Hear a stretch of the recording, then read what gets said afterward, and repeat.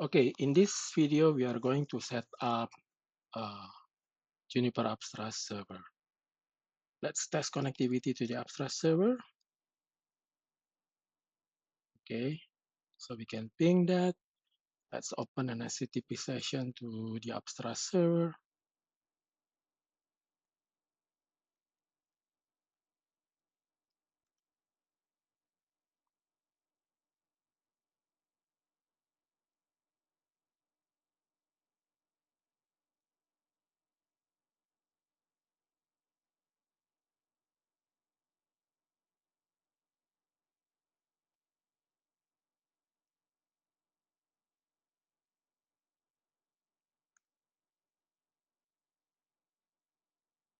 So this is the first server, 172.16.51.1. So the first thing that we are going to do, we are going to add license into the Apstra server. So we go to platform. This is the version. And then this is where we add the license into the Apstra server.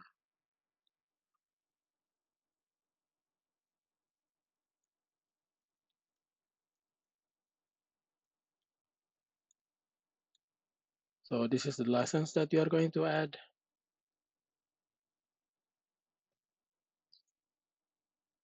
Okay, so one license has been added. It's a premium license. Next, we are going to create a cluster of Apstra server. So if we look into the server itself,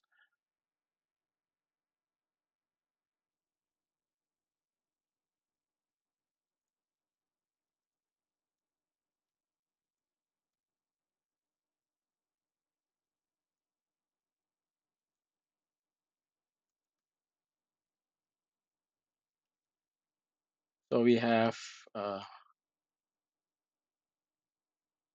5 server, 3 Apstra server, 1 ZTP server, and 1 flow. Okay, so let's go back to the dashboard. Currently, we do not have any cluster configured yet, so we are going to add the second server.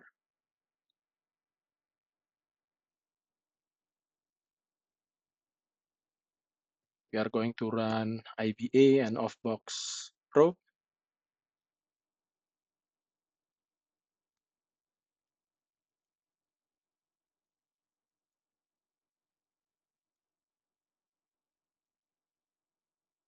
So we need to specify the username admin and the password. So now we are going to add the second server into the controller. We are going to add the third server.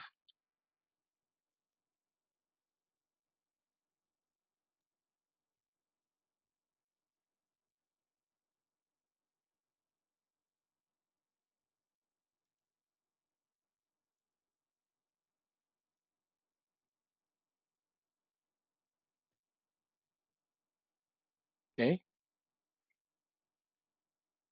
and then we are going to disable IBA and off-box probe on controller node. So IBA and off-box probe, IBA and off-box agent will be run on server Apstra W2 and Apstra W3. So we are going to edit this one, and then we will remove the tag. By removing the tag, it means that we are making sure that on controller node, it will not run the IBA probe and the off-box agent. Next, we are going to add user for the ZTP server. So we go to platform user, create one user called ZTP.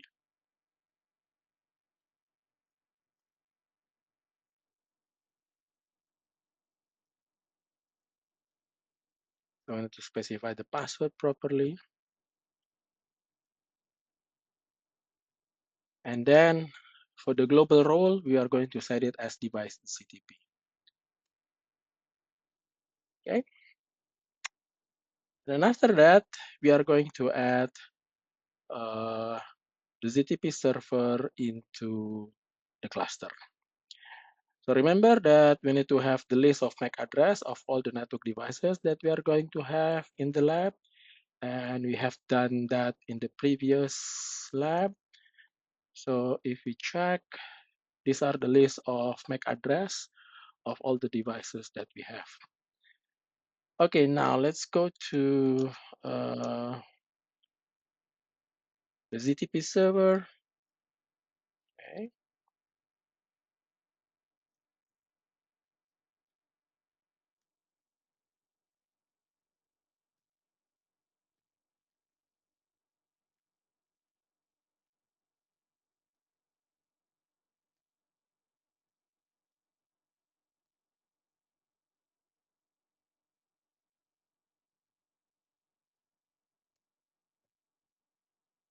We need to change the default password, which is admin.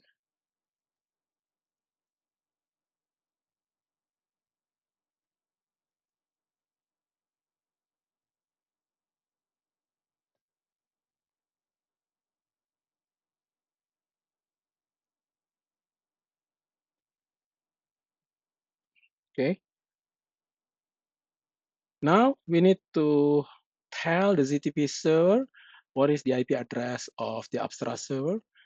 So if we go back to the apstra server, and then we go to device services, ZTP status services, as you can see that it is still empty. It means that the ZTP server is not yet logged into the apstra server. So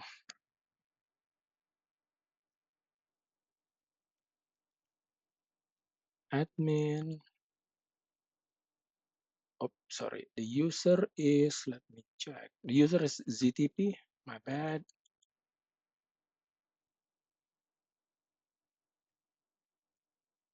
Okay, yep. And then we are going to configure uh, the HCP. So we can use the config editor, or we can use the configurator, or we can use the basic setup. We are going to use the basic setup.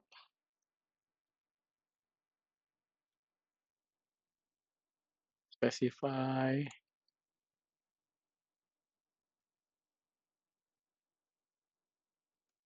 DNS server, and then we are going to specify the subnet. So for this lab,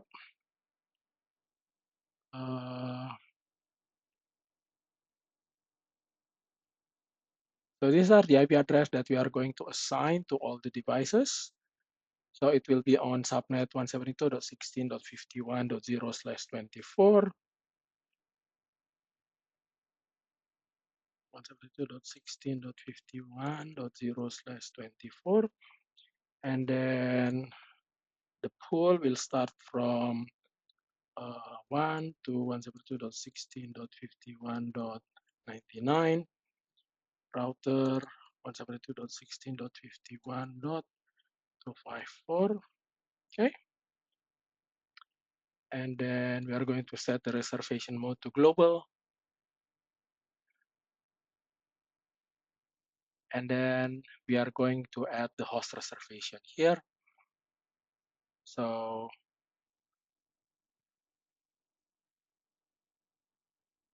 for this MAC address, the IP address will be, okay, and then for the second MAC address, 172.16.51.2, then the third MAC address,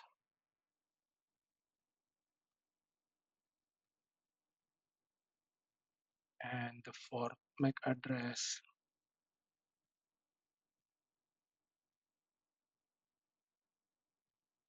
and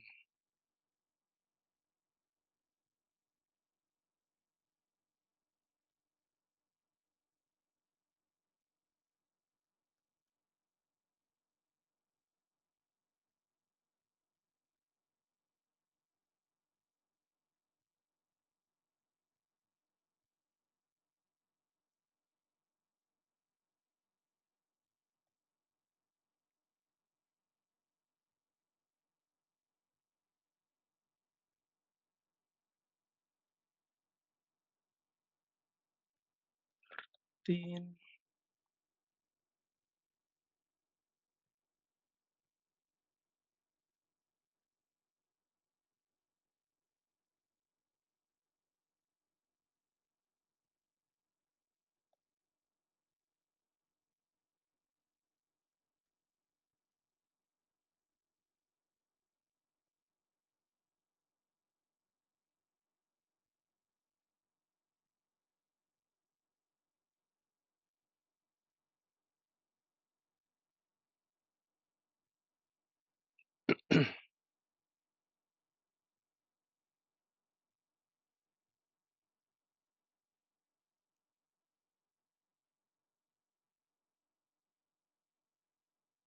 And this is the last node.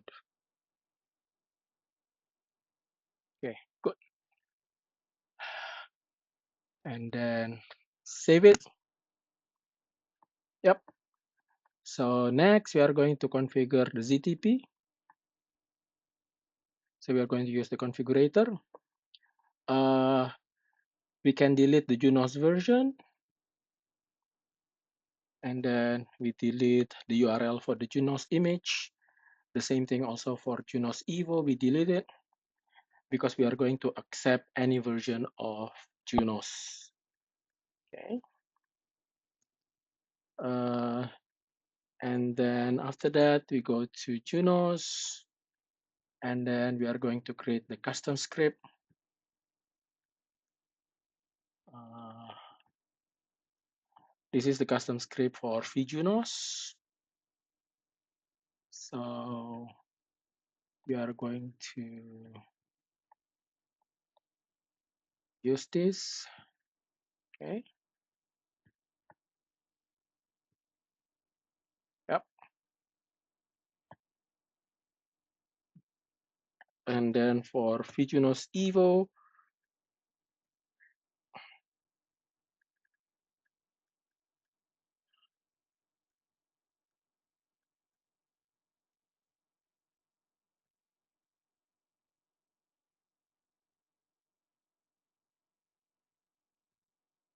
okay.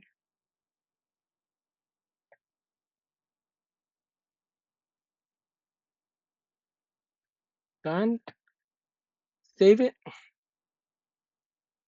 Okay, let's go back to Apstra. As you can see that now the ZTP server has communicated with the controller. So we can see the status now.